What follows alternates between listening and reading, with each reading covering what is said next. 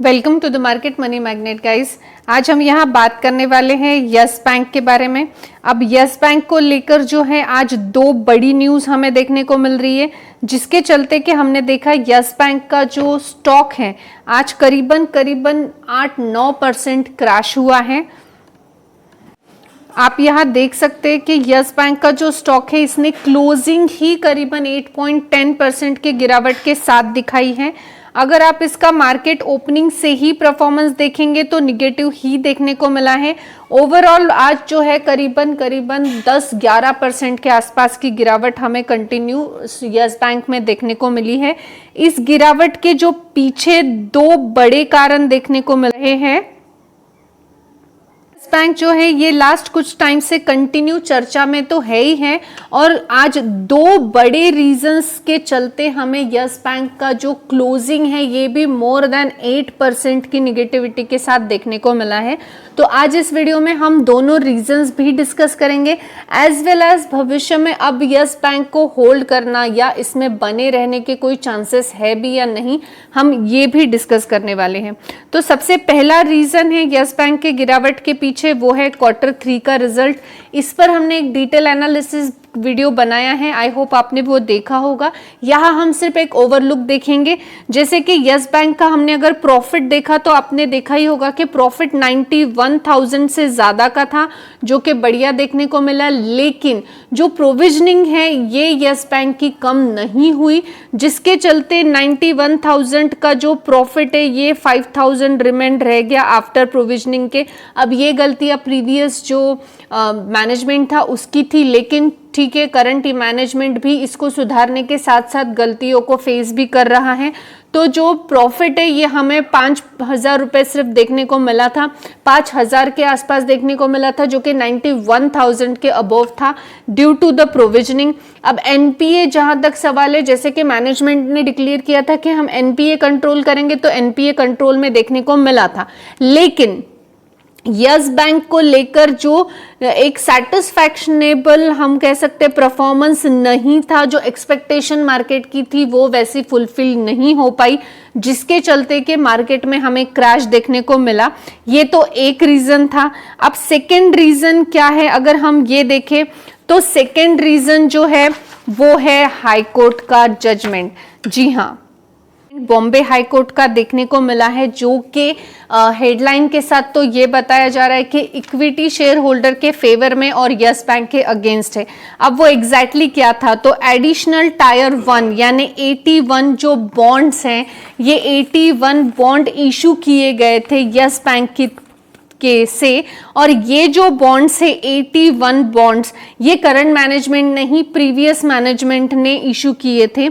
अब ये बॉन्ड जो उन्होंने इशू किए थे इसको राइट ऑफ कर दिया था करंट मैनेजमेंट ने, और ये राइट ऑफ भी ये जो करंट मैनेजमेंट है इन्होंने 2020 में राइट ऑफ कर दिया था कि अब ये बॉन्ड का पैसा हम नहीं देंगे। लेकिन तब बॉम्बे हाई कोर्ट में जब पिटिशन दायर की गई थी, और ये जो पिटिशन फाइल हुई थी ये फाइल की थी 83 मून्स की तरफ से। अब 83 मून्स की तरफ से जो आर्टिकल आया है उसमें ये सारा डिटेल दिया गया है।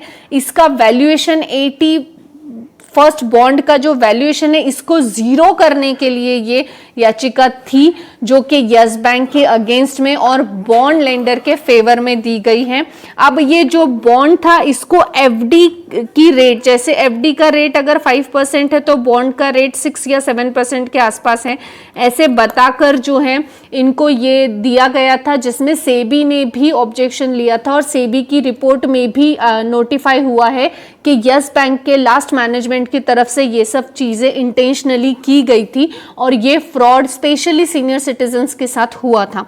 अब ये जो बॉन्ड है इसका प्राइस वैल्यूएशन अगर हम बोलेंगे तो 8,450 करोड़ का है, यानी अब यस बैंक की जो दिक्कतें हैं ये बढ़ चुकी है, क्योंकि इतना अमाउंट उनको बॉन्ड लेंडर्स को देना पड़ेगा, क्योंकि अब हाई कोर्ट की तरफ से इसको राइट ऑफ नहीं किया गया है और ये पे करना होगा। इस तरह का डिसीजन है जिसके अगेंस्ट ये सुप्रीम कोर्ट में भी जाएंगे कि 2020 में इन्होंने write off with the whole concern write off किया था, लेकिन अब ये इसके अगेंस्ट जो है हाई कोर्ट में आकर ये बॉन्ड के पैसे जो है इनको देना पड़ रहे हैं। तो सुप्रीम कोर्ट में जाएंगे, सुप्रीम कोर्ट का डिसीजन आएगा। That was the long process, that is the long process and it may be ये यस बैंक के फेवर में हो या अगेंस्ट में हो। अगर आज ही आपने जो यस बैंक के सीईओ एमडी है इनका अगर इंटरव्यू देखा होगा तो इन्होंने दो चीजें कही हैं कि वर्स्ट से वर्स्ट केस में अगर सुप्रीम कोर्ट से उनको ये पैसे यानी 8,415 करोड़ बॉन्ड लेंडर को 80 फर्स्ट बॉन्ड जो है इनको देने पड़ गए तो इनको इसके ऊपर कोई भी ब्याज रेंट जो इंटरेस्ट है ये देना नहीं पड़ेगा।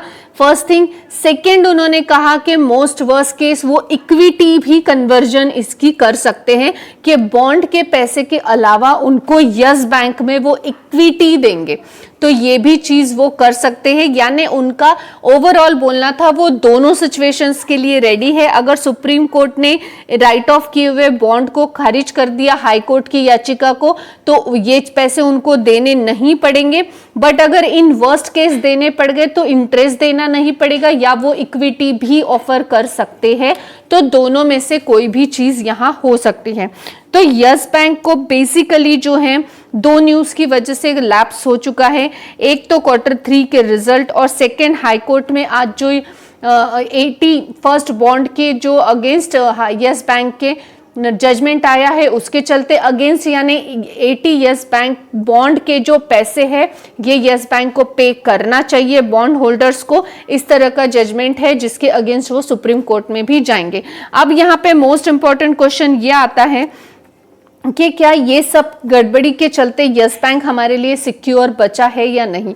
तो हाँ, यस बैंक की जो दिक्कतें हैं ये और भी बढ़ चुकी हैं।